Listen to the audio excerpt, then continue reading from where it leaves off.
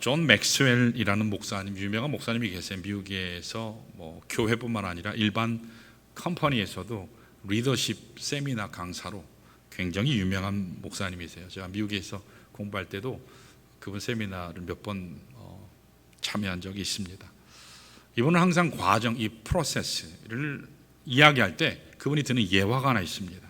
1911년도에 남극을 정복하기 위해서 두 개의 탐험대가, 남극 탐험대가 구성이 됐습니다. 한 팀은 노르웨이의 아문센, 그리고 또 한 팀은 영국의 스캇. 이 두 팀이 만들어졌습니다. 이 아문센이나 스캇, 이 두 사람은 모두 탁월한 탐험가였습니다. 능력에 있어서 두 사람이 의문의 여지가 없는 그런 사람입니다. 그런데 이 두 팀이 탐험을 준비하는 과정은요 굉장히 달랐어요. 아문제는 어떻게 탐험을 준비했느냐, 그는 남극을 탐험하기 전에 먼저 그 지역을 자세하게 서베이했어요. 조사를 한 것입니다. 환경이 어떻고 거기 가는 길은 어떻게 가는 것이 좋고 장비는 어떤 것을 구비해야 할지 등 루트와 장비에 대해서 철저하게 준비를 한 것입니다. 그리고 여러 가지 서베이를 정리를 다 해보니까 이 지역을 탐험하려면 에스키모 개가 썰매를 끌게 하는 이것이 가장 좋구나라는 최상이라는 결론을 내렸습니다. 그리고 에스키모 개들은 꼭 6시간마다 휴식을 시켜야 된다는 사실도 알게 됐습니다. 그래서 하루에 최장으로 가도 24에서 32km까지만 진행을 하고 6시간이 되면 반드시 휴식하게 했습니다. 그리고 중간중간에 베이스 캠프를 만들어서 가능하면 탐험대원들의 짐을 줄여줬어요. 그렇게 하니까 몸이 가벼워졌고 탐험을 시작한 결과 그들 모두가 다 무사하게 탐험을 마치고 돌아가게 됐어요. 전하는 바에 의하면 대원 중에 썩은 이빨 있었던 사람, 그 이빨 하나 뺀 것 외에는 아무 문제가 없이 다 무사히 고국으로 돌아왔다고 합니다. 자, 그런 반면에 이 영국의 스캇, 영국의 해군 장교 출신인 스캇은 어땠느냐? 자기의 능력을 너무 과신했습니다. 탐험은 그냥 가면 되지, 사전 답사고 서베이할 게 있냐? 그래서 자기 마음 내키는 대로 준비를 했어요. 에스키모 개들이 썰매를 끄는 대신에 최신 모터 엔진으로 가는 썰매를 준비했습니다. 더 빨리 가고 싶어서, 아문센 팀보다 더 빨리 가고 싶어서. 그래서 대원들을 모집을 해서 출발을 했습니다. 자, 어땠을까요? 막상 남극에 도착했더니 너무너무 추운 거예요. 혹한입니다. 혹독하게 추운 날씨입니다. 이 모터가 닷새도 지나지 않아서 다 얼어붙어서 못 쓰게 됐습니다. 그러니까 어떻게 하죠? 이제 걸어가야죠. 할 수 없이 탐험대원들이 또 베이스 캠프도 치지 않고 90km나 되는 그 개인의 장비를 다 끌고 안고 갔습니다. 얼마나 사전 준비를 안 했냐면 거기에 가게 되면 폭풍, 눈보라가 굉장히 세거든요. 시야를 가리기 때문에 눈 안경을 준비해야 되는데 그걸 준비하지 않았어요. 많은 사람들이 그래서 시력을 잃어버리게 되고 가까스로 7주에 걸려서 남극 탐험에 성공을 하기는 했습니다. 도착해 봤더니 이미 누가 왔죠? 아문센 팀이 거기에 노르웨이 국기를 이미 꽂아버린 겁니다. 한마디로 패배자가 됐습니다. 여러분, 이와 같이 두 사람에게 다른 결과를 낳게 된 게 그 이유가 뭘까요? 능력의 차이 때문이 아니에요. 두 사람 모두가 탁월한 능력을 가지고 있는 좋은 전략가였고 지도자였습니다. 그러나 한 가지 차이 때문에 이런 결과 열매를 갖게 된 겁니다. 그것은 그 과정을 준비할 때 바른 과정을 선택하지 않았기 때문이에요. 그 과정을 택하지 않는 것, 그 과정을 택한 것, 그것에 따라서 이렇게 엄청난 결과를 낳게 됐다라는 사실입니다. 자, 오늘 본문 말씀을 보시면 이 사도 바울의 선교적 진행에 대한 과정이 나오거든요. 여러분이 잘 아시는 것처럼 로마서라고 하는 것은 사도 바울이 3차 선교행을 마치고 예루살렘으로 올라가기 직전인 주 56년, 57년 겨울에 기록한 책입니다. 바울은 지금까지 3번에 걸쳐서 세계 전도 여행을 했습니다. 곳곳에 복음을 전하고 곳곳에 하나님의 교회를 개척했어요. 소아시아 지역에 또 많은 교회를 개척했고 마케도냐 환상을 본 후에는 유럽 쪽으로 발길을 돌려서 거기에 교회를 개척하고 하나님의 사역을 굉장히 열심히 했습니다. 3차 선교 여행에서는 아시아 지역에 중심 센터라고 할 수 있는 에베소 교회를 개척을 하고 약 3년 동안 사역을 하면서 두란노 교회를 세웠어요. 수많은 인재를 양성했습니다. 사실 이 정도 사역했으면 굉장히 많이 한 거거든요. 그러면 이제 마무리하고 쉴 좀 됐는데, 그럴 만도 한데, 바울의 10년 가운데는 선교에 대한 열망이 멈추지 않았습니다. 오늘 주신 본문의 23절을 보시면 바울이 같이 엄청난 선교적 과제를 이뤄왔지만 여기에 멈추지 아니하고 바울의 마음속에는 또 가야 할 목적지, 하나의 최종 목적지가 설정되어 있는 것을 보게 돼요. 자, 우리 23절을 한번 같이 읽어볼까요? 같이 읽습니다. 시작. 이제는 이 지방에 일할 곳이 없고 또 여러 해 전부터 언제든지 서바나로 갈 때에 너희에게 가기를 바라고 있었으니 라고 그랬습니다. 자, 여기 본문에 보면 서바나, 오늘날의 스페인이에요. 지금은 그렇지 않지만 1세기만 해도 서바나 하면 스페인은 땅끝이었어요. 땅끝으로 간주했습니다. 그러니까 바울의 마음속에는 예수님께서 처음 분부하셨던 예루살렘과 온 유대와 사마리아 땅끝까지 복음을 전하라고 하는 그 말씀을 받았기 때문에 그는 자기 생애가 끝나기 전에 마지막 목적지, 이 최종 목적지인 스페인을 두고 스페인까지 가서 복음 전하기를 계획하고 준비한 겁니다. 그런데 바울은 이렇게 그가 가야 할 최종 목적지 스페인, 이 서바나를 직접 가지 않습니다. 곧장 가면 되거든요. 아까 말씀드렸듯이 3번에 걸친 세계 선교여행, 굉장히 많은 하나님의 사역을 이루고 교회를 개척하고 수많은 하나님의 사람들을 양육했거든요. 그런데 최소한 2군데를 더 거쳐서 가요. 어디를 거치냐? 25절에 의하면 이렇게 기록합니다. 제가 읽습니다. 그러나 이제는 내가 성도를 섬기는 일로 예루살렘에 가노니 라고 했어요. 여러분, 예루살렘으로 먼저 올라갑니다. 예루살렘에 올라가서 올라가서 먼저 로마 교회 성도를 만나서 그동안 마케도냐 지역과 아가야 지역의 성도들이 모아준 헌금을 전달하고 그 다음에 아시아 마케도냐 지역에 일어났던 모든 선교 보고를 거기에서 합니다. 이방 선교가는 총결산을 거기에서 해요. 그렇게 한 다음에 28절에 보시면 이렇게 기록합니다. 그러므로 내가 이 일을 마치고 이 열매를 그들에게 확증한 후에 다시 이야기해서 예루살렘 교회에서 사역을 말해요. 예루살렘 교회를 방문한 후에라는 말입니다. 그리고 너희에게 들렀다가 서바나로 가리라. 여기 너희라는 말은 로마 교회를 얘기합니다. 사도 바울은요, 왜 처음부터 곧장 스페인 서바나로 가지 않고 왜 예루살렘을 거쳐서 로마를 거쳐서 그리고 나서 서바나로 가고자 했을까요? 지금 노구거든요. 연세가 많아요. 지쳐 있거든요. 근데 바울에게 있어서 하나님의 선교를 감당함에 있어서 굉장히 중요한 하나의 원칙이 있었어요. 그게 뭔지 아세요?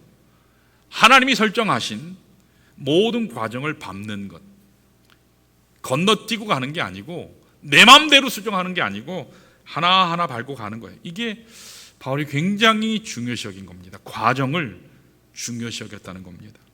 우리 생각 같아서는요, 곧장 열매를 향해서 나가면 될 텐데 결과가 끝이 서반하잖아요. 거기 가면 이제 사역이 끝나는 거예요. 쉼이 있을 수 있어요. 종지부를 찍을 수 있는데 사도 바울은 그렇지 않았다는 거예요.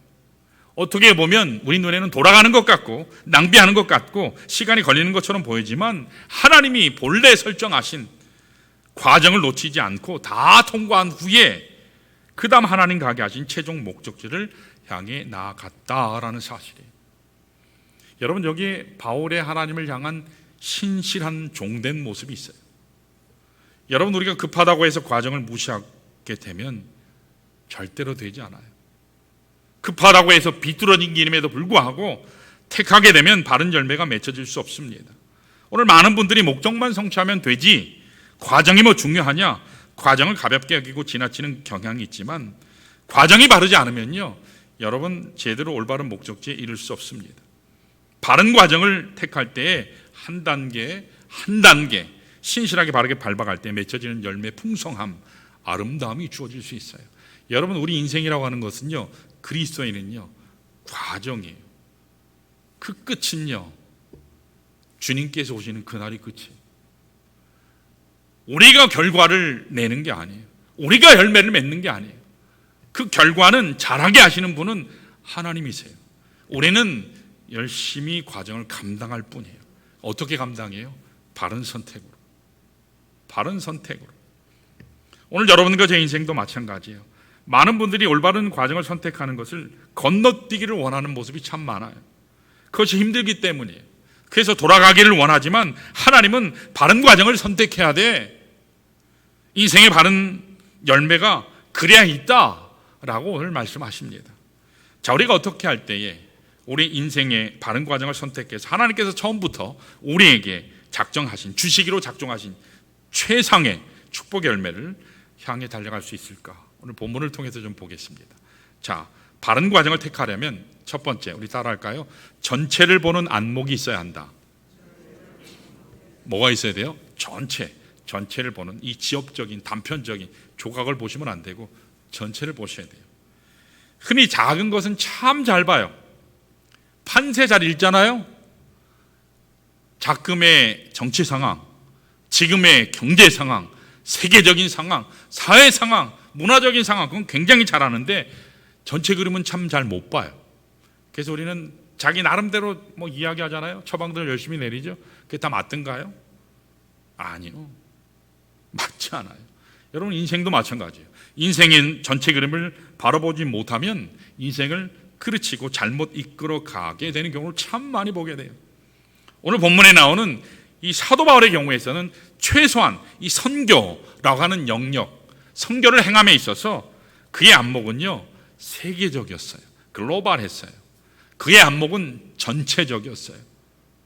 그랬기 때문에 우리가 읽지는 않았지만 우리 다 같이 19절 20절 한번 볼까요? 자, 영상에서 한번 같이 읽습니다. 같이요, 시작. 표적과 기사의 능력으로, 성령의 능력으로 이루어졌으며 그리하여 내가 예루살렘으로부터 두루 행하여 일루리곤까지 그리스도의 복음을 편만하게 전하였노라. 또 내가 그리스도의 이름을 부르는 곳에는 복음을 전하지 않기를 힘썼노니 이는 남의 터 위에 건축하지 아니하려 함이라. 아멘. 여기 보면 특별히 20절 말씀에 보면 사도 바울의 선교 정책 중에 있어서 가장 중요한 정책이 여기에 나와요. 여러분, 여기 그냥 말씀을 보면 다른 그리스도의 이름을 부르는 곳, 그러니까 남의 터 위에 건축하지 않겠다. 다른 사역자가 이미 개척한 곳에는 내가 거기에 개척을 하지 않겠다. 그렇게 지금 이야기하잖아요. 그런데 그것은 1차적인 의미고요. 남의 터 위에 세우지 않겠다는 것, 이것의 본질적인 의미는 저는 이렇다라고 생각하고 그렇게 믿어요. 여러분, 바울은 어디를 가든지 교회를 세우고 개척하고자 하는데 자기 자신의 영토, own territory, 이것을 만들지 않겠다라는 거예요. 자기 왕국을 세우지 않겠다는 거예요. 하나님 나라를 온전히 세우겠다는 겁니다. 바울의 마음속에 불타는 굉장히 중요한 이슈는 하나님께서 주셨던 선교적인 비전이에요. 예수님께서 그에게 주셨던 세계적인 비전이에요. 멈추지 않는 거예요. 계속 복음이 흘러가게 하는 거예요. 바울은 한 곳에 머물지 않습니다.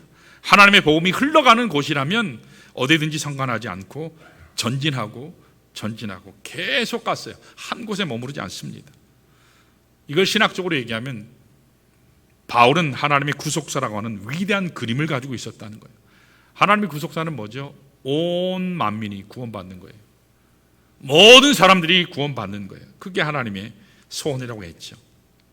예루살렘과 온 유대와 사마리아 땅 끝까지, 이방인의 땅 끝까지 증거되는 이 복음 사역을 위해서 최선을 다한다. 자기 인생을 온전히 드린다라는 것입니다.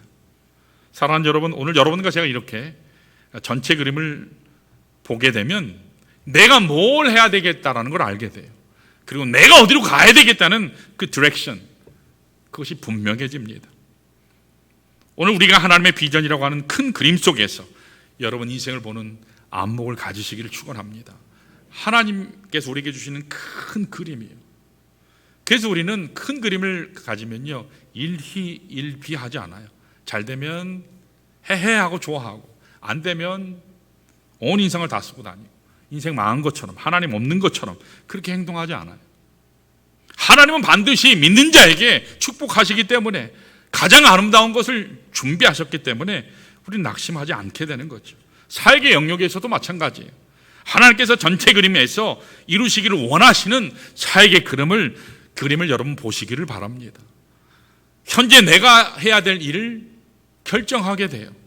그렇게 되면 바르게 과정을 밟아갈 수 있게 되는 겁니다. 그러면 하나님이 열매를 맺게 하세요. 최근에 한국교회 공통적인 고민이 있어요. 이건 모든 교단을 초월해서 초교파적으로 고민이 있어요. 선교와 교육에 대한 거예요. 특별히 저희 성서침례교회는 국외 선교를 열심히 했거든요. 국외 선교, 해외 선교. 제가 알기로는 거의 100억 가까이 아마 선교를 하지 않았나 생각이 돼요. 국내 선교는 별로 못했어요. 그러니까 어떻죠? 국내 교회가 약화되는 거죠. 여러분, 해외 선교가 활발하게 되려면 병창 기지라고 할 수 있는 국내 선교가 성장해야 돼요. 든든해야 후원할 수 있죠. 물질적으로. 그리고 선교사도 더 파송할 수 있죠. 그리고 중보기도 할 수 있잖아요. 새로운 세대를 계속 단기 선교를 가든 계속 파송해서 우리가 갈 수 있잖아요. 그래서 이게 균형이 필요하구나. 그래서 국내 선교에 굉장히 포커스를 지금 많이 두는 방향으로 선교 정책이 바뀌어가고 있어요. 저희 교단에서 많게는 선교사님 지원할 때 700만 원, 800만 원을 매달 지원해요. 저희 성침에서 23군데 국가에 선교하거든요.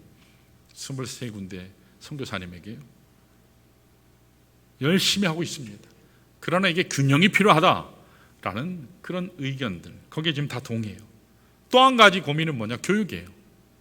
특별히 우리 세대들, 다음 세대라는 말보다는 사실 이번 세대라는 말이 더 정확하죠. 우리들의 세대, 바로 자녀들, 그 자녀들이 마지막 미전도 종족이다. 사활을 걸고 저들에게 복음을 전하자. 한국교회 모든 목사님들이 이런 고민을 지금 하고 있어요. 그런데 감사하게도 우리 7월 8월에 우리 다음 세대 사역을 통해서 온 성도들이 함께 섬기고 함께 기도하고 함께 복받는 은혜의 자리였어요. 감사하게도요, 지금 한국교회 유치부가 있는 교회요. 유치부 7살 아래 0살에서 7살까지 있는 그 교회가 제가 알기로는 10%도 안 돼요. 100개가 있으면 10개 교회도 안 돼요. 저희 교회는 그런데 이게 20명이었는데 유치부가 4명까지 줄었어요. 팬데믹 지나면서. 근데 지금 다시 10명까지 됐어요. 제가 흥분해가지고 10명까지 됐어요. 초등부도 마찬가지고요. 이게 새로운 영혼들을 하나님이 보내주셔서 교사들의 증언에 의하면, 간증에 의하면 이번에 들어온 주일학교 같은 경우는 세상에 그렇게 집중을 잘하고 그렇게 선생님 말씀을 잘 듣고 하나님 말씀에 경청하고 게임을 하면 그렇게 잘 참여하더라. 이런 세대는 평생 처음 봤다고. 평생 주일학교 교사를 수십 년을 했지만 이런 아이들은 처음 봤다고. 그렇게 간증들을 하시더라고요.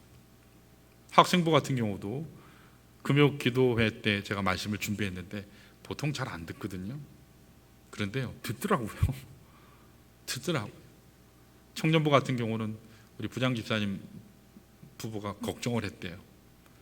유치부, 주일학교 학생부는 은혜 받고 막 새로운 영어들도 나왔는데 우리가 막판에 가는데 지금 펜션도 적곡되게 잘못 잡아가지고 멀어서 막 불평이 나올 것 같은데 게임도 제대로 준비 안 된 것 같고, 그래서 걱정을 했는데 갔더니 얼마나 잘하는지, 얼마나 은혜 가운데 되는지. 펜션은 꼭대기에 그 가평 지역에 펜션 초원인가 봐요. 그래서 아래 지역에 있고 위쪽에 이렇게 있는데 아마 늦게 예약을 했나 봐요. 여호와 이레였던 것 같아요. 장마였잖아요. 비 엄청 왔잖아요.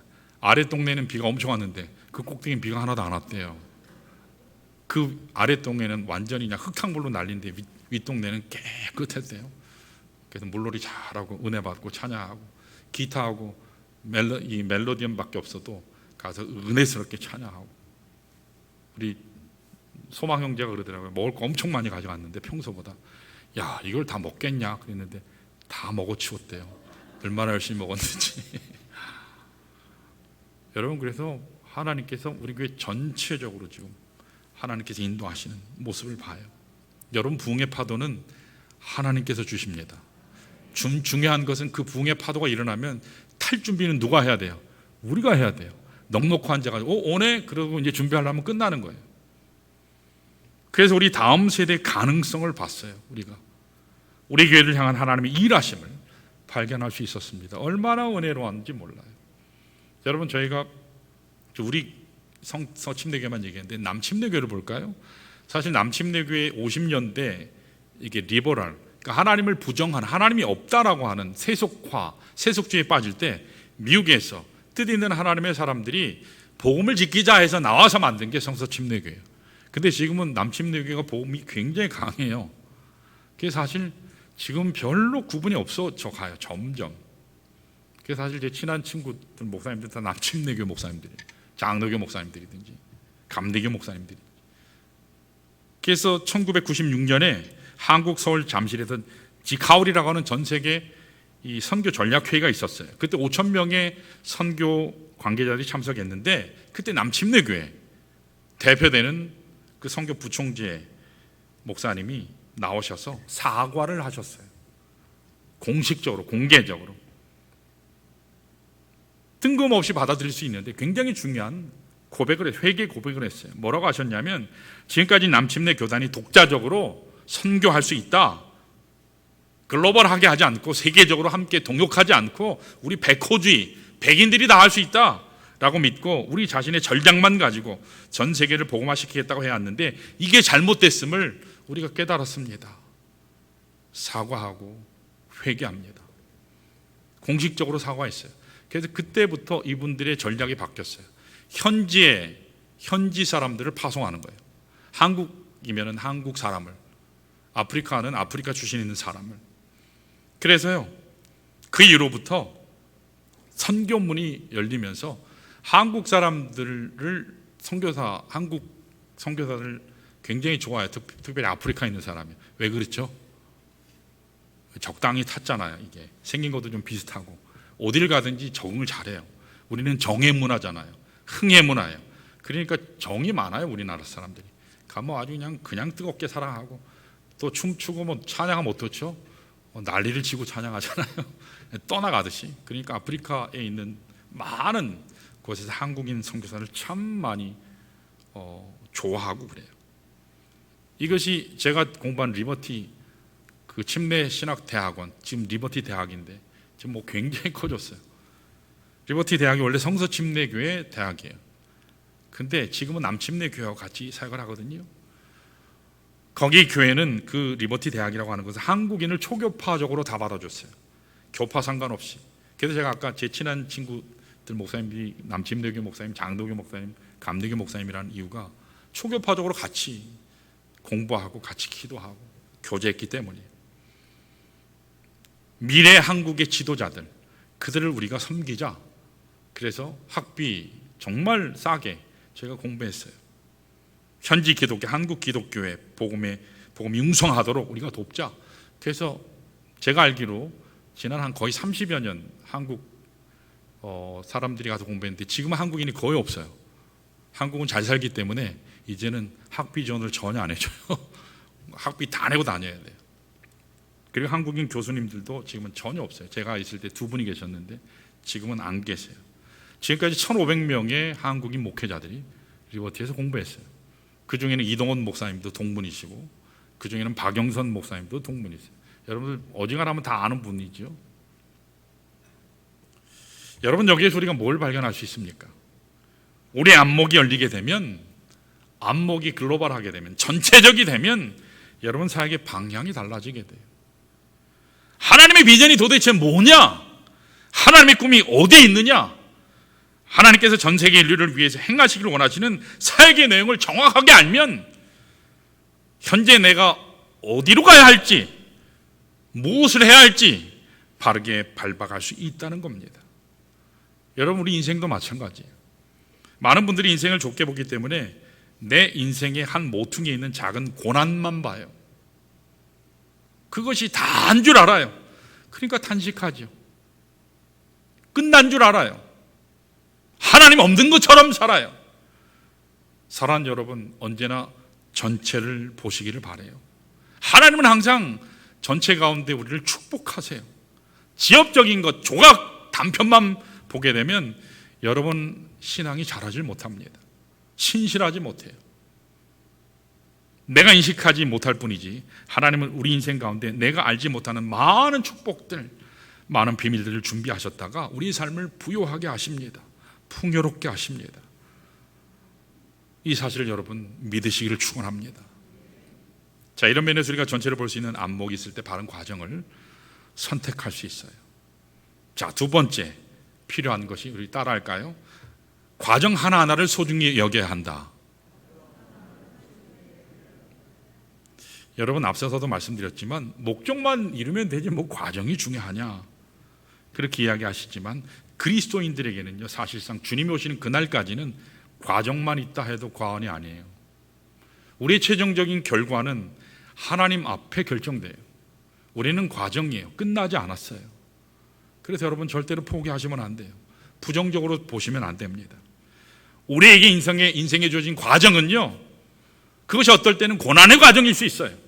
그것이 어쩔 때는 축복의 과정일 수도 있어요. 그것이 어쩔 때는요, 아픔의 과정일 수도 있어요.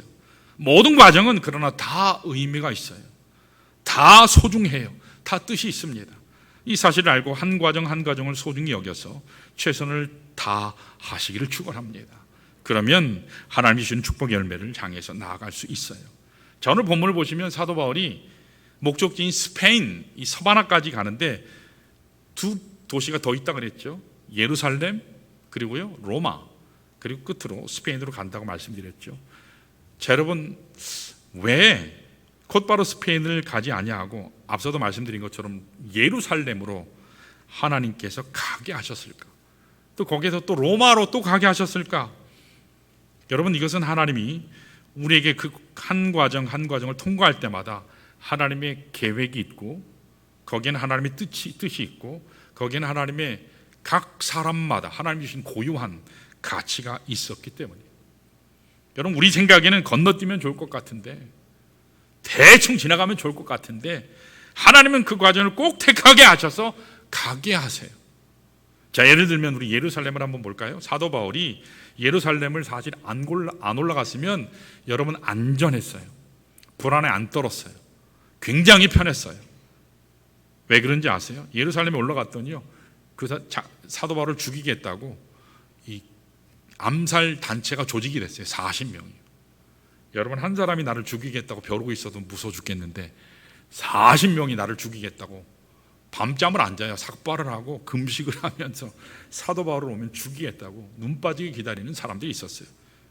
뿐만 아니라 그가 예루살렘으로 올라갔다 무슨 일을 당하죠? 체포당하죠. 가이사랴 감옥에 2년 동안 감옥살이에요. 예루살렘을 안 갔으면 이 꼴 안 당하거든요. 여러분, 어떻게 보면 쓸데없이 괜히 올라가가지고 이렇게 불피한 과정을 왜 겪었나? 멍청한 거 아닌가? 여러분, 그렇게 생각할 수 있지 않습니까? 우리 생각에 바울이 겪는 과정이 대단히 불필요한 과정처럼 보여요. 그냥 바로 선교지로 가면 되지. 자기가 그렇게 예수님의 분부대로 예루살렘과 온 유대와 사마리아 땅끝만 가면 되는데, 땅끝 가면 되는데 왜 멍청하게 시간 더 걸려, 몸은 몸대로 힘들어, 육체적으로 엄청 고생하고 불안에 떨면서 갔을 텐데 왜 멍청하게 갔을까? 그렇게 생각되지 않습니까? 그런데 왜 하나님께서는 예루살렘이라는 과정을 굳이 가게 하셨을까? 우리 인간적인 시각에서는 대단히 불필요한 낭비하는 시간 같아요. 그런데 하나님의 시각에서는요, 그렇지 않았다라는 거예요. 내 생각에는 여러분, 예루살렘을 올라가야만 그가 지금까지 이룩했던 최종 열매가 가능했기 때문이에요. 유대인과 이방인 사이에는요, 엄청난 갈등이 있었어요. 율법이라고 하는 것, 구원의 율법을 행해야 된다라는 그 문제 때문에 굉장히 갈등을 했어요. 그걸 거기에서 해결하게 됐거든요. 예루살렘에 올라가서. 그리고 정말 본격적인 세계 선교를 가기 위해서는 예루살렘을 반드시 거쳐서 가야 했다는 것입니다. 뿐만 아니라 바울이 예루살렘을 갔기 때문에 어디를 향한 길이 열렸죠? 로마 교회로 가는 길이 열렸어요. 여러분, 로마로 가게 된 길이 열렸다고 하는 의미가 뭔지 아세요? 사도 바울이 세계 선교, 세계 여행에서 가장 중요시 여기는 게 로마를 복음화하는 거예요. 그런데 로마로 갈 방법이 없어요. 로마에 가서 복음을 전하려면 황실에 복음을 전해야 되거든요. 근데 황실은 죽었다 깨도 못 가요. 근데 하나님이 기가 막힌 방법으로, 죄수의 몸으로 황제에게 내가 재판받겠다, 로마 시민이기 때문에 가능하거든요. 그러면 황제 있는 로마로 압송돼요. 거기에 갔기 때문에 로마에서 사도 바울은요, 시위대라고 하는 사람들은 특별히 로마 황실 출신들이, 친척들이, 인척들이 시위대였어요. 그들이 매일 3교대로 4교대로 보초 서니까 그 사람들 6시간씩 서 있거든요. 뭐 할까요? 계속 복음 전하는 거죠. 그 사람은 6시간 동안 서 있어요. 6시간 서 있으니까 얼마나 좋아요. 복음 6시간 동안 떠들면 되잖아요. 그래서 그들에게 복음을 전하게 됐어요. 그 결과로 로마 황실 깊숙이 가장 최단 시간에 복음이 증거되는 것이 가능했어요. 예루살렘에 갔기 때문이에요. 이 문제가. 뿐만 아니라 바울은 로마에 있는 동안 감옥 생활했다고 그랬죠. 이 감옥 생활하는 동안에 그가 뭐 했는지 아세요? 주옥 같은 하나님의 말씀을 거기에서 기록해요. 그게 옥중서신이에요. 에베소서, 빌립보서, 골로새서, 빌레몬서를 이때 기록해요. 주옥 같은 하나님의 말씀이 바로 이때 기록돼서 그 말씀을 오늘 우리가 누리며 살게 된 것입니다. 여러분 잘 보세요. 우리가 한 과정 한 과정을 택할 때마다 왜 나에게 이와 같은 과정을 허락하시는가, 왜 주셨는가, 그냥 가만히 있으면 이해가 안 돼요. 하나님이 없는 것처럼 느껴져요. 하나님이 나만 미워하는 것처럼 느껴져요. 나만 사랑하지 않는 것처럼 느껴져요. 그런데 하나님은 그 과정 하나하나 소중하고 고유한 가치가 있기 때문에 우리에게 그 고난의 과정을 통과하게 하세요. 여러분 인생 가운데서도요, 가만히 생각해 보시면, 아니면 지금도 그냥 피하면 좋겠는데 또 피하면 좋을 뻔한 과정이 있지 않으셨어요? 그런데 왜 하나님은 나의 삶 속에서 이렇게 아픈 과정을 주셔서 왜 꼭 이 과정을 밟게 하실까? 피해가면 건너뛰면 참 좋은데 왜 이런 과정을 겪지 않고 곧바로 축복으로 가게 하시지 않고, 왜 하나님은 딴 사람들은 다 잘 사는 것 같은데 나한테만 이런 고난의 과정을, 아픔의 과정을, 고통의 과정을 주시는가? 우리가 하나님께 질문하면서 계속 의문을 제기해요. 그래 하나님께 막 대들지 않습니까? 그러나 성도 여러분, 기억하시기 바라요. 나에게 주어진 과정은요, 하나하나가 고유한 가치가 있어요. 나에게 주시는 가장 하나님의 소중한 축복이라는 사실을 기억하시기를 축원합니다. 그 과정을 통과해서 하나님이 이루시길 원하시는 축복 주시기 위해서 하나님께서 통과하게 하신다는 사실을 여러분 기억하시기 바라요. 간증 하나 하고만 마쳐야 될 것 같아요. 벌써 지난 팬데믹 기간 2년 동안, 2년 반이죠. 세 분의 집사님들이 맡아서 정말 이 재정부 수고를 참 많이 하세요. 특별히 지난주 같은 경우는 수고를 참 많이 하셔서 평소에 돌아가시면서 저랑 식사 같이 많이 하는데 제가 점심을 한번 샀어요. 여러분 재정부 한번 밥 대접하시면 좋을 것 같아요. 모두가 수고하시지만 다 수고하세요. 재정부만 헌신한다고 말씀드리는 거 아니에요. 오해하지 마세요. 모든 예배가 끝난 후에 교육자와 함께 가장 늦게까지 봉사하시는 분들이 바로 재정부예요. 그런데 2주 전에 한 집사님이, 장 집사님이 못 오셨어요. 코로나 감염돼서 못 오셨어요. 그래서 충분히 다 성도를 위해서 이제 못 오시기도 하고 안 오시기도 하신 거죠. 최근에 우리 재정 소프트웨어가요 굉장히 좋아요. 우리 교회 이제 재정 소프트웨어가 있었는데 이게 시원찮아가지고 맨날 에러가 나요. 고생을 많이 해서 최근에 교체를 했습니다. 근데 문제가 뭐냐면 너무 좋아서 너무 전문적이라서 이게요 집사님 한 분만 다룰 줄 알아요. 장 집사님이 주로 다뤄요. 근데 마침 2주 전에 장 집사님이 못 오셨어요. 그러니까 어떻게 됐을까요? 남은 2 집사님이 영상을 켜놓고 설명을 들어가면서 하려니까 얼마나 오래 걸리겠어요. 그러니까 다 끝나니까 거의 저녁 먹을 시간이 됐어요. 5시 반, 6시 가까이 됐더라고요. 평소 같으면 3시 안에 끝나거든요. 그게 제가 수고하셨다고 격려해드렸어요. 근데 주중에 집사님 중 한 분과 상의할 게 있어서 전화를 했는데 집사님이 그렇게 얘기를 하시더라고요. 목사님, 제가 지난주에 집에 가서 많이 회개하고 울었어요. 뭔 일이 있어요, 집사님? 그랬더니 집사님 하는 이야기가 하나님께서 담임 목사님을 통해서 제게 하나님의 귀한 재정 사역을 맡기셨는데 시간이 꽤 흘렀는데 제가 더 적극적으로 참여하지 않고 이 소프트웨어에 정하지 않은 채로 적당히 하는 제 모습이 너무 부끄러워서 하나님께 회개가 되고 그렇게 눈물이 났어요. 목사님, 이제 제가 열심히 숙달해서 회계재정사에게 문제 없도록 하겠습니다. 그렇게 고백을 하시더라고요. 오늘 현대 팬데믹, 이 세계적인 병에서 이 풍토병과 같이 지역병으로 고착화되는 엔데믹으로 가는 이 코로나 시대에 사실 모든 성도들이 다 바빠요. 근데 저하고 통화하신 집사님은 정말 바빠요. 굉장히 바쁜 분이에요. 그런데 불평할 줄 알았는데 오히려 자신의 사역의 과정 하나하나를 잘 받아들이는 모습에서 담임 목사로 참 격려가 됐어요. 은혜가 됐습니다. 참 보기 좋고 감사가 됐습니다. 사랑하는 성도 여러분, 오늘 우리들도 마찬가지라고 생각이 돼요. 여러분 인생 속에 아직도 해결되지 아니한 고통스러운 과정이 여전히 남아있을 수 있습니다. 나에게 없었으면 참 좋겠다 라고 하는 과정들 제발 건너뛰고 지나갔으면 좋았을 것, 그런 과정들이 우리에게 있을 수 있어요. 자, 그런데 우리 하나님은 그런 고난의 과정들을 기쁨으로 여기고 그 자체를 소중히 여기라. 그래 오늘 사도 바울을 통해 우리에게 말씀하십니다. 오늘 여러분들이 현재 나에게 주어진 과정 하나하나를 소중히 여기시고 최선으로 그 과정을 여러분 지나가시기를 축원합니다. 그러면 하나님께서요 여러분들을 성장시키세요. 여러분들을 축복하세요.